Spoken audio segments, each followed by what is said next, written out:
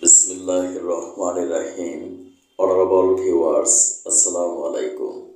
বিশ্বের যে প্রান্ত থেকে আমার আজকের সংবাদ শিরোনাম অনুষ্ঠানটি দেখছেন, ডিজিটাল বায়োকেমিক মেডিকেল সায়েন্স হসপিটালের পক্ষ থেকে ডক্টরস টক টিভি 100K চ্যানেলের সকল দর্শক শ্রোতাদেরকে জানাচ্ছি আন্তরিক অভিনন্দন। আজকের সংবাদ শিরোনাম পাঠ করছি আমি ডাক্তার কাজী দিলওয়ার হোসাইন।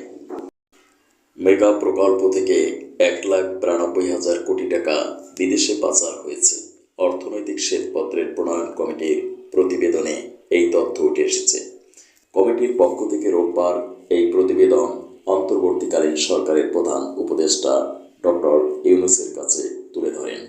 রাজনীতিবিদ, ব্যবসায়ী ও আমলারা মিলে একটি স্বৈরাচারী ব্যবস্থা গড়ে তুলেছিলেন বলে